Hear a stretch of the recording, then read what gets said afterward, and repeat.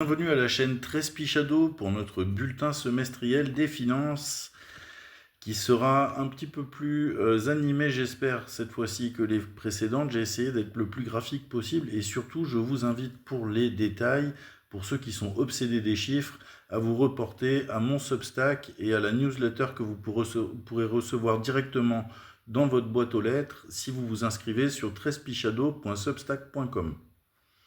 Alors c'est parti pour le bilan de la saison 2025-2026. On pourrait regarder encore en détail le sportif, les finances, l'effectif et surtout le management. Mais sur la chaîne Trespichado, vous le savez, ce qui va nous intéresser principalement, c'est les aspects économiques, business, en particulier les finances et le management. Et on va aussi s'intéresser bien sûr aux sportifs et à l'effectif, dans la mesure où c'est le cœur de métier de l'Olympique de Marseille, c'est avant tout de jouer au football. Donc c'est parti, on va comparer déjà dans un premier temps pour le bilan de Longoria ses performances par rapport au budget qu'il a eu. Et clairement, on a eu un budget de top 20 européen et ça fait des années que je m'en plains. On n'a pas eu des performances à la hauteur. Vous retrouverez un article détaillé sur le bilan sportif de Longoria qui explique dans le détail, compétition par compétition, là où on est arrivé par rapport à ce qu'on aurait peut-être pu espérer. Au niveau du marché des transferts, il y a certes un certain nombre de plus-values qui sont intéressantes. Dernièrement, celles de Robinho Vaz et Daryl Bacola cette saison sont parmi les plus belles plus-values qu'on ait fait ces dernières années, c'est indéniable. On a aussi eu des moins-values. Malheureusement, il y a plus de moins-values que de plus-values dans le tableau. Il y a aussi des moins-values qui sont liées à la gestion de Jacques-Henri Hérault avant Longoria. Donc là, bien sûr, on va mesurer le bilan de Longoria aussi à l'aune des futurs transferts qu'on fera sur les joueurs qui ont été achetés par Longoria ces dernières années. Au niveau de la continuité, on a eu quand même un gros problème sous Longoria, et ça on l'a souligné à de multiples reprises. Je ne suis pas le seul à l'avoir souligné, et ces derniers temps, ça revient beaucoup dans les critiques qui sont faites à Longoria. Il y a eu un problème de continuité. Alors on voit que le propriétaire, lui, il est là depuis longtemps, que le président, il était là depuis un certain temps quand il a démissionné. Le directeur sportif, lui, ça faisait pas très longtemps qu'il était là. Et si on fait les autres postes clés du management de l'OM sur le terrain et hors terrain, et là aussi, il y a eu des chamboulements presque partout. Donc c'est des gros problèmes. Retrouvez là aussi une analyse beaucoup plus détaillée dans un article sur mon Substack.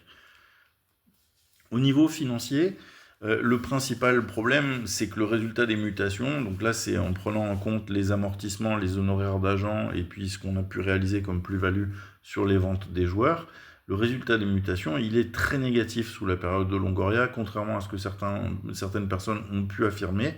Alors c'est vrai que si on ne tient pas compte des amortissements, si on ne tient pas compte du prix d'achat des joueurs, si on ne tient pas compte des joueurs qui n'ont pas servi à grand-chose, si on ne tient pas compte des honoraires d'agents, forcément on arrive à des résultats qui sont un peu distordus. Mais là en l'occurrence, quand on met tout dans la balance, on voit très clairement que le résultat des mutations de Longoria, il a été très négatif sur toute la période, comme c'était déjà le cas avant lui. Au niveau du centre de formation, on a quand même beaucoup souligné les progrès de l'Olympique de Marseille au niveau du centre de formation. Ça s'est fait beaucoup au prix du recrutement de jeunes à fort potentiel.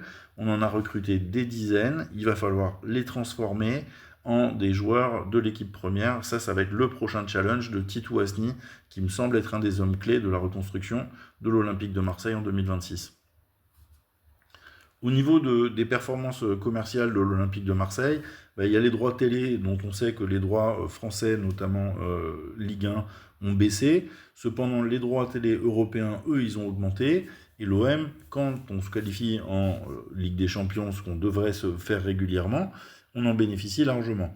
Également au niveau des droits télé UEFA, quand on joue la Ligue Europa, c'est pas si mal que ça. Donc là, la saison 2025 sur laquelle on se base, qui sont les derniers chiffres disponibles, elle est un peu hors norme dans la mesure où c'est une saison où on n'a pas joué la Coupe d'Europe, ce qui est tout à fait anormal pour l'Olympique de Marseille. Pour les recettes match, on a eu la période Covid au début de la période Longoria. On a eu aussi des années avec des très belles affluences ces dernières années. On voit que les recettes match, elles peuvent être portées notamment par la Coupe d'Europe. On espère dépasser le seuil des 40 millions d'euros sur la saison 2026. On attend les résultats qui seront publiés en 2027 pour confirmer ça. Mais l'OM est certainement une machine à cash en matière de billetterie et de recettes jour de match, grâce au Vélodrome notamment. Alors au niveau des produits hors mutation, on a vu une très forte hausse ces dernières saisons, en partie portée par des qualifications européennes un peu plus régulières, en partie par du travail assez sérieux qui a été fait sur le sponsoring, notamment pour augmenter, en partant d'une base très basse à l'époque où Longoria est arrivé au club, et arrivé à des standards qui restent inférieurs à ce qu'on peut espérer à l'OM. On a encore une marge de progression sur la partie sponsoring, voire sur la partie merchandising aussi. On a bénéficié pendant quelques années des paiements de CVC et des aides Covid qui nous ont permis de masquer des très lourdes pertes. On verra que les charges hors mutation, elles n'ont pas cessé d'augmenter, en particulier sous la période Longoria. La période Longoria, on a eu un envol de la masse salariale et aussi des autres charges qui ont fait qu'on a abouti à finalement un déficit structurel qui, hors qualification en Coupe d'Europe, s'établit toujours autour des 100 millions d'euros, même au-delà, certaines saisons, ce qui est problématique quand on ne se qualifie pas systématiquement pour la Ligue des Champions, ce qui doit rester l'objectif de l'Olympique de Marseille tous les ans. Au niveau de l'impact cumulé du trading, donc ça c'est en tenant compte de l'augmentation de la valeur des joueurs, de l'effectif et également des ventes et des achats qui ont été pris, savoir si on a gagné ou perdu de l'argent en achetant et en vendant des joueurs sous la période de Longoria, on voit qu'il y a un impact très négatif des nombreux transferts qui ont été effectués. Ça, c'est même sans tenir compte des commissions d'agents. L'impact très négatif, il va se ressentir en fin de saison quand on va perdre les joueurs qui sont actuellement en prêt, qui ont une valeur importante dans l'effectif, comme Ethan Nwaneri ou Benjamin Pavard ou Arthur Vermeeren, ou qu'on va devoir payer pour des transferts comme Medina, Wea, quand on va devoir payer ces éléments-là, forcément ça va plomber le résultat en fin d'année, et c'est ça qu'on voit dans la ligne en pointillé au bout du compte. S'agissant du résultat 2025, il a été publié du coup après que j'ai fait l'analyse du bilan de Longoria et les articles correspondants. Cela dit, ça ne fait qu'aggraver son cas, dans la mesure où le déficit que j'attendais, il était autour de 60 millions d'euros, en ligne avec les estimations que le club avait publiées. Et malheureusement, il y a eu un déficit record de 105 millions d'euros qui a été enregistré pour la saison 2024-25. Donc ça, c'est quand même assez grave sur le plan de la gestion de Longoria. Cela dit, il ne faut certainement pas s'en affoler comme ce que essaye de nous faire la presse parisienne en particulier, dans la mesure où on a quand même eu une augmentation de capital de McCourt de 95 millions d'euros dès le mois de juin 2025 pour boucher ce trou-là, que la DNCG nous a laissé faire toute la saison actuelle sans nous mettre la moindre contrôle de masse salariale ou quoi que ce soit de ce style-là, ce qui prouve qu'ils sont quand même assez à l'aise avec la gestion de l'Olympique de Marseille. Donc il ne faut pas non plus s'affoler par rapport à une perte qui reste celle de l'année 2025. En revanche, il faut être inquiet du fait que l'Olympique de Marseille a toujours ce fameux déficit structurel de 100 millions d'euros dont on parlait juste avant, et que les années où on ne se qualifie pas en Coupe d'Europe, du coup, bah oui, on perd 100, 105 millions, comme ça a été le cas pour la saison 2024-2025.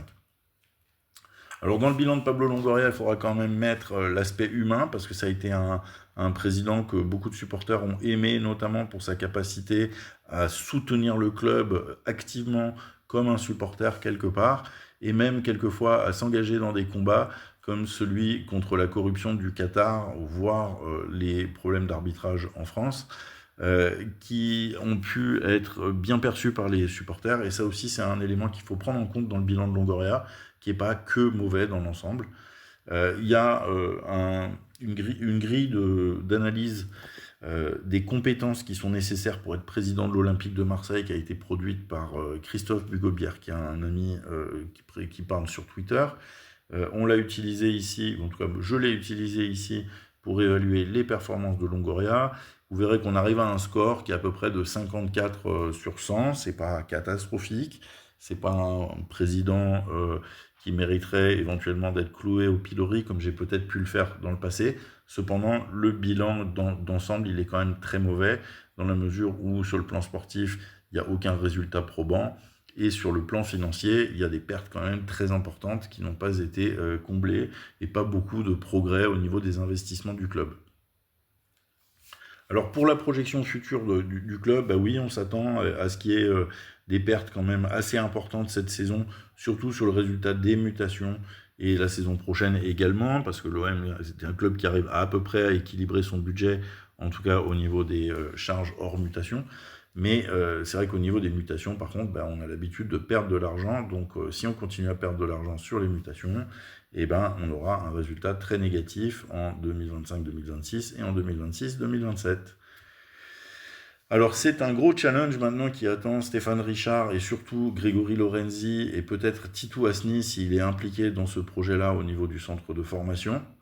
Moi je m'attends à ce qu'il y ait un gros chantier qui soit entamé dès le mois de juin et d'ailleurs on en voit déjà les traces avec Grégory Lorenzi qui assiste au Challenge Espoir la semaine dernière. On va avoir bientôt, j'espère, un nouveau coach avec un nouveau projet mené par Grégory Lorenzi sur le plan sportif, avec probablement un mercato à faire rapidement. Alors j'ai appelé ça un mercato d'urgence, c'est surtout que le timing est très serré et qu'il faut vraiment réduire la quantité de joueurs qu'on a et l'effectif déséquilibré qu'on a pour faire de la place pour quelques recrues et surtout pour les jeunes. Ce challenge de reconstruction, bah, Grégory Lorenzi, il l'entame d'abord en étudiant tous les dossiers qui sont en place, les données, les informations disponibles sur les joueurs. On peut espérer que l'équipe de formation et l'équipe de recrutement, l'équipe d'analyse de data ait laissé beaucoup d'informations à lire à Grégory Lorenzi qui doit être occupé dans un premier temps à ça. Il va aussi falloir qu'il ait des rencontres avec le staff et avec les joueurs pour savoir exactement qui est motivé pour poursuivre le projet. Et c'est sans doute pour ça qu'il y a pas mal de pression pour prendre des décisions importantes au mois de mai, au mois de juin, afin de faire partir ces joueurs-là dans les meilleures conditions et de leur donner de la visibilité sur le projet du club pour eux. Ça concerne non seulement l'équipe A, mais aussi potentiellement 80 joueurs à peu près entre les U15 et les U20. Donc ça fait beaucoup de joueurs à rassurer sur les projets du club pour leur avenir sportif. Je pense qu'on verra beaucoup Grégory Lorenzi sur les terrains et à l'observation en vidéo ces prochaines semaines pour se familiariser avec tous ces aspects-là aussi, puisqu'il y a beaucoup de matchs qui vont être joués, notamment de matchs internationaux. Et donc j'imagine que Grégory Lorenzi va suivre notamment les petits Marseillais qui vont jouer ces matchs internationaux. Pour ce qui est de la valorisation de l'Olympique de Marseille, c'est toujours un sujet qui intéresse les viewers dans la mesure où il y a en plus McCourt qui a évoqué le fait qu'il allait chercher des investisseurs prochainement. Alors au vu de la non-qualification de l'Olympique de Marseille pour la Ligue des Champions, j'ai décidé de réduire le montant de la valorisation que j'attribue à l'Olympique de Marseille, qui reste toujours assez théorique et basé sur des analyses financières que vous pourrez retrouver dans un article détaillé sur la chaîne, sur le Substack Trespichado. Je pense que vous avez compris le principe pour toutes ces choses-là. Si vous cherchez beaucoup plus d'informations, beaucoup plus de détails, vous les trouverez dans des articles sur ma chaîne. Et donc, je vous invite du coup à vous abonner sur le Substack, trespichado.substack.com et à recevoir 1, 2, 3 fois par semaine des informations qui sont pertinentes peut-être pour vous sur le football français et sur l'Olympique de Marseille en particulier, en ce qui concerne les aspects business et finance. À très bientôt et merci de nous avoir suivis. N'oubliez pas peut-être de liker cette vidéo et éventuellement de la partager avec vos copains si vous estimez que ça vaut le coup. Le fonctionnement de cette chaîne est toujours basé sur les questions que vous pouvez poser à travers les commentaires sur mon Substack en priorité, également sur Twitter ou sur YouTube. Je suis toujours très content de recevoir un petit mot de vous pour m'encourager ou éventuellement une question qui pourra faire l'objet d'un article ou d'une réponse si jamais j'ai la réponse tout de suite. À bientôt, salut!